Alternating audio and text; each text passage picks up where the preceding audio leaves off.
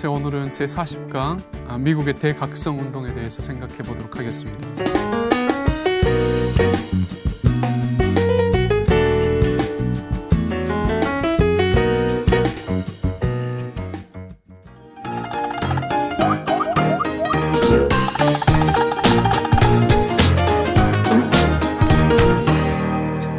18세기 초반에 처음 발생한 미국의 대각성 운동은 당시 사람들이 전혀 예상하지 못한 그러한 사건이었습니다. 신대륙으로 이주한 조상들의 신앙적인 열심과 달리 후세대는 신앙에 대한 관심이 없었습니다.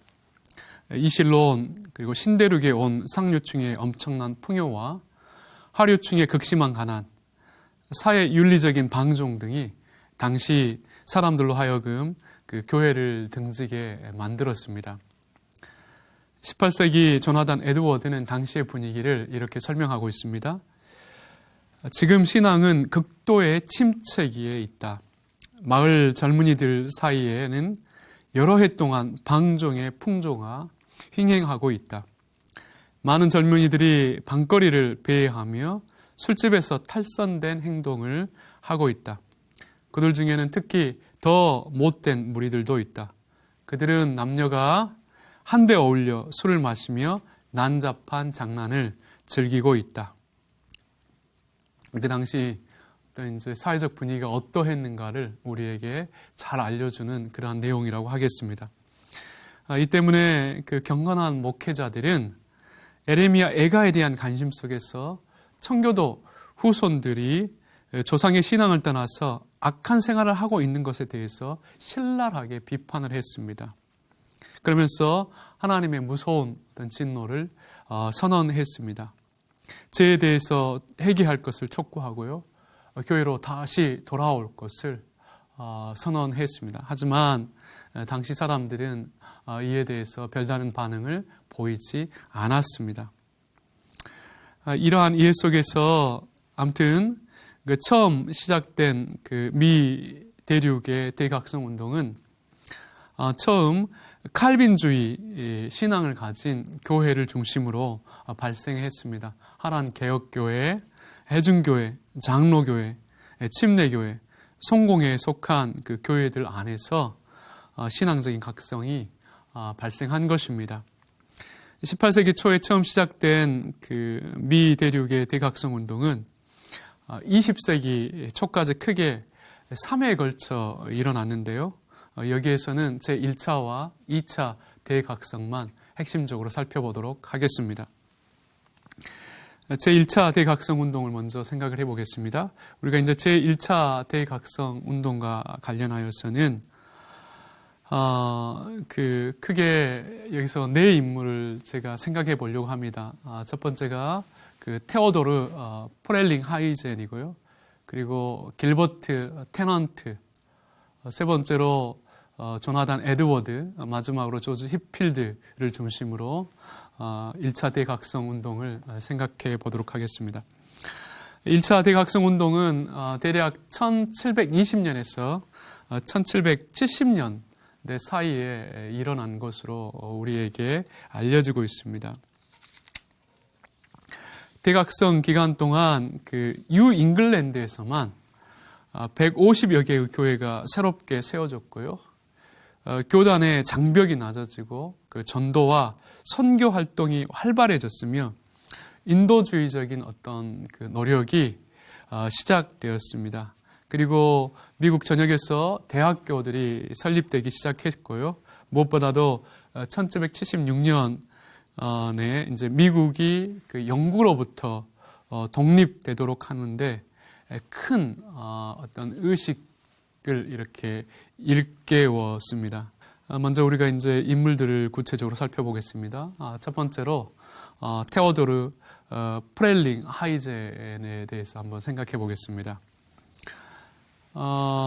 그 프렐링 하이젠은 그 제1차 대각성 운동이 가장 먼저 이렇게 시작된 곳의 어떤 사역자였는데요. 이제 그곳은 미국 중부에 있는 유저지 지역이었습니다. 그 프렐링 하이제는 그 하란 개혁교회의 목사로 활동을 했는데요.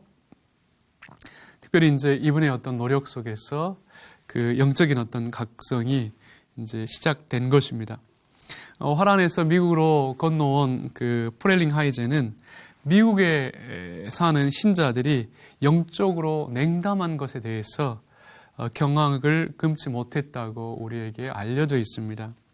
하지만 처음 유저지에서 시작된 그 집회를 통해서 이제 많은 신자들이 영적인 감환을 받고 변화되었고요. 이제 이를 계기로 이제 그 영적인 대각성 운동이 미국 중부를 거쳐 남부에까지 퍼졌습니다. 두 번째로 우리가 이제는 그 길버트 테넌트에 대해서 생각을 해보도록 하겠습니다. 프렐링 하이젠이 그 하란 개혁교회를 중심으로 영적인 각성을 일으켰다고 한다고 하면 미국 장로교회의 영적인 각성을 일으킨 인물은 길버트 테넌트라고 할 수 있습니다. 이제 길버트 테넌트의 아버지 윌리엄 테넌트는 통나무 학교를 세우고 자신의 4 아들들과 다른 15명의 학생들을 교육시켰습니다. 프렐링 하이젠과 길버트 테넌트에 의해 주도된 각성운동이 미국 남중부의 영적인 활기를 주었습니다. 이 영향 속에서 미국 제1차 대각성운동을 본격적으로 이끈 인물이 등장했는데요. 이제 그가 바로 조나단 에드워즈였습니다. 에드워즈는 설교를 통해서 미국 동부의 뉴 잉글랜드 지역은 영적인 각성을 경험했습니다. 특별히 에드워즈의 진노하시는 하나님의 손에 있는 죄인들이라는 설교는 대각성 운동의 선구적인 역할을 했는데요. 깊은 영적인 그 잠에 빠져 있는 깊은 영적인 잠에 빠져 있는 그 청교도들의 후손들을 눈물을 흘리며 회개하도록 감화를 주었습니다. 죄인을 지옥불 위에 걸려있는 거미줄을 잡고 있는 사람으로 묘사함으로써 지옥에 대한 두려움을 갖게 하여 죄에 대해 회개하도록 한 것입니다. 그의 이제 그 다른 사람의 어떤 기록과 관련해서 다른 사람이 이제 당시 이제 상황을 이렇게 기록하고 있습니다. 그의 집회에 참석한 많은 사람들은 회개를 하고 각성하며 영원한 진노를 피하여 영생을 얻으려는 관심을 가졌고 의인은 오직 믿음으로 산다는 진리를 이해하였으며 영원한 세계에 대한 관심을 가졌다. 에드워즈는 하나님의 말씀을 쉽고 명료하게 선포하면서 하나님의 말씀대로 살아야 한다는 것을 강조했습니다. 음성은 약하고 별로 웅변적인 인물은 아니었음에도 불구하고 또 한 손에는 옹고를 들고 다른 한 손에는 촛불을 든 그 에드워즈의 어떤 그 설교를 듣고 많은 사람들이 이제 큰 소리로 울고 회개하고 또 그리스도를 영접했다고 알려져 있습니다.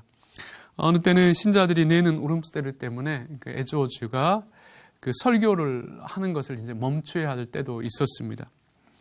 에드워즈는 평생 지칠 줄 모르는 열정으로 성경을 연구했고요.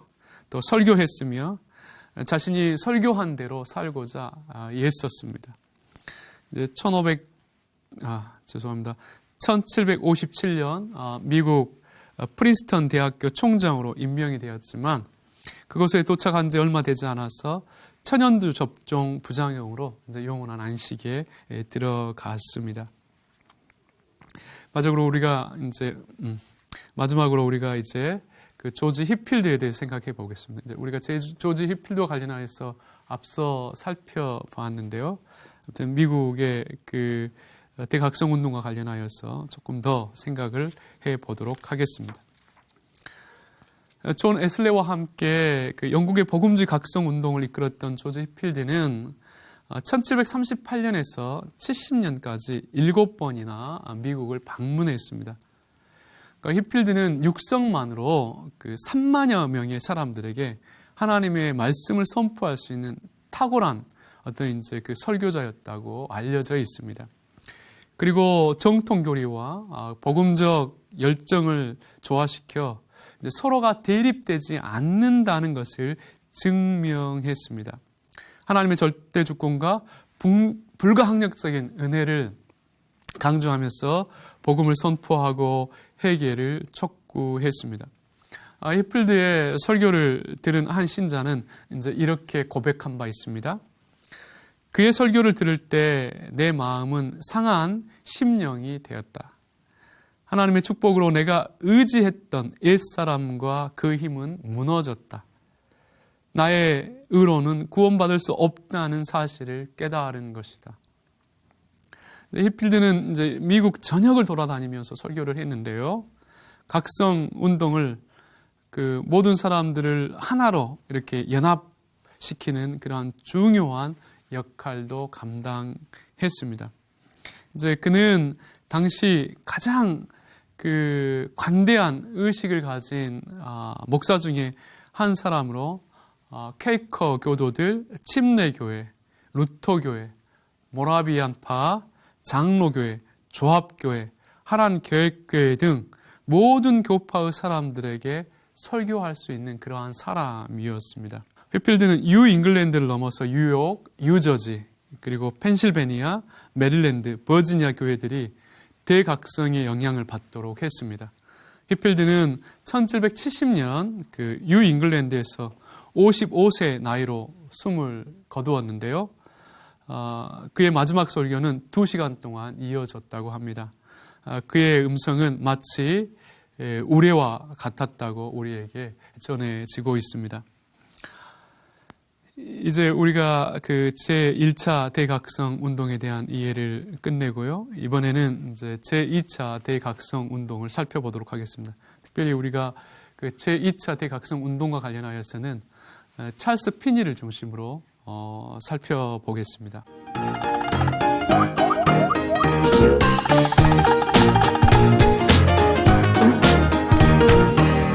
제1차 대각성 운동이 끝나고 18세기 후반에 미국의 최대 이슈는 무엇이었냐면 독립전쟁이었습니다. 그러니까 미국 전역에서 제1차 대각성 운동이 일어났음에도 불구하고 신앙의 열정은 오래 지속되지 못했습니다. 무엇보다도 영국으로부터 독립해야 된다는 어떤 정치적인 그 사안이 교회로 하여금 혹은 신자들로 하여금 이제 정치 문제에 깊은 관심을 갖게 한 것입니다. 그래서 이제 복음에 대한 관심보다는 정치적인 관심에 더 큰 힘을 쏟게 되었고요. 이제 그래서 미국 사회는 이제 그 신앙적인 어떤 그 관심에서 점점점 멀어지게 되었습니다. 이제 그리고 이제 미국 사회는 술집, 주점, 안식일 모독, 어린이 학대, 폭정과 방동 등으로 이제 몸살을 앓기도 했습니다. 1798년부터 이제 80년대 그 초중반에 그 새로운 이제 부흥 운동이 다시 시작되었는데요. 우리가 이것을 제2차 각성 운동이라고 부릅니다. 이제 이 제2차 대각성 운동은 미국 켄터키 지역에서 처음 시작되었습니다. 1799년 제임스 맥그레드 목사가 미국 켄터키의 호간 마을에 있는 그 교회에서 신자들로 하여금 일주일에 1시간 그리고 한 달에 하루를 금식하며 불신자들을 위해서 불신자들의 해결을 위해서 기도하도록 이렇게 권면을 했습니다. 이제 몇 달이 지나지 않아서 한 여인이 그 중생의 체험을 하고 열심히 전도하여 10명 가량이 해결을 했는데요. 이제 이러한 어떤 이제 그 계기로 인하여서 이제 회개 운동이 다른 지역들에도 널리 퍼지게 되었습니다. 제2차 각성 운동은 그 야외 부흥 집회를 통해서 이루어졌는데요. 오늘날로 이해하면 그 천막 집회 혹은 천막 그 부흥회라고 할 수 있을 것입니다.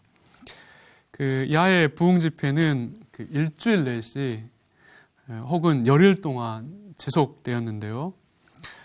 사람들은 그 수십 대의 그 포장마차를 dur구럽게 이렇게 세우고 이제 그 안쪽에 의자를 놓았습니다. 앞쪽에는 이제 강단을 높게 세우고요. 그리고 옆으로는 그 그 모닥불을 피워 주위를 환하게 만든 것이죠. 동부와 다르게 문화 혜택이 전무했던 그 남서부 지역은 부흥 집회 자체가 새로운 체험거리였습니다. 성가대의 노래를 들을 수 있었고요. 설교자들을 통해서 많은 유익한 그 이야기를 들을 수 있었기 때문입니다.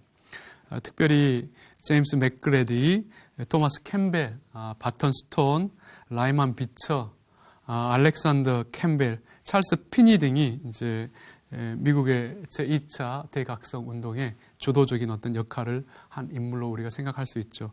아무튼 여기에서는 우리가 찰스 피니를 좀 더 집중적으로 생각을 해보도록 하겠습니다.